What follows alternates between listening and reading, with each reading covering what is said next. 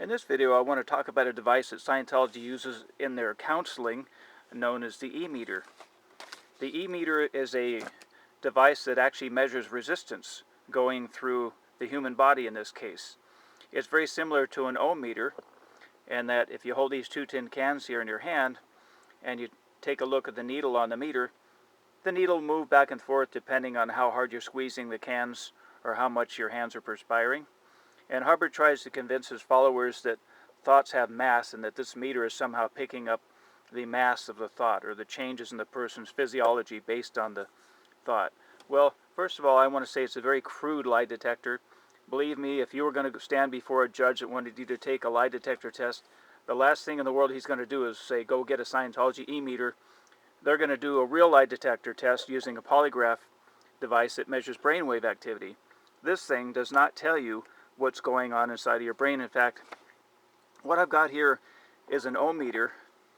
This is a standard multimeter used in electronic troubleshooting, and I hooked it up to a couple of electrodes so I could demonstrate how the Scientology E-meter works. Now you'll notice if I squeeze these two electrodes here with my fingers, you can see the needle on the meter moving. And if my hands were wet, it would move even further to the right, or if I touch these together, you can see it moves to the right. All you're seeing is a resistance in my body, which is somewhere around, I think it's 10 to 12,000 ohms, something like that. And also, if I had a lot of salt on my hands along with water, it would be a little bit more conductive. Now, how's that going to tell you what's going on inside of my brain? Do you really believe that L. Ron Hubbard's device, he calls the E-meter, is going to probe the deep recesses of your mind and tell you what's going on? If it truly did measure thought, there would be no need for you to hold the two tin cans, would there? I mean, couldn't you simply tape it to a person's forehead or set the electrodes on top of their hands like this? No, it's not going to work, because thought can't be detected in that way, and certainly not with this device. So it's really a big scam. And Scientology charges thousands of dollars for this device. You can go get a meter like this for probably a brand new one might cost you, well, a cheap one, 20 bucks. Believe me, it's not that sophisticated. Again, it is a little bit more sensitive, but big deal. You're not going to find what's going on a subconscious level using a device like this. In fact, I'm not even sure if a polygraph detector is going to find something on a subconscious level.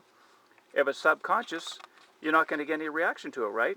It's below a conscious level. Okay, I know Scientology people want to believe that, yeah, no, it'll pick up these things from my past, you know, that are stored in my brain, and I'm going to pay this auditor thousands of dollars, and they're going to turn me into a superhuman, and my IQ is going to go up.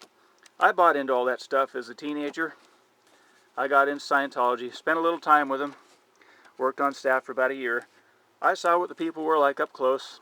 Some of them were nice people, misguided people that thought they were onto something that doesn't really work.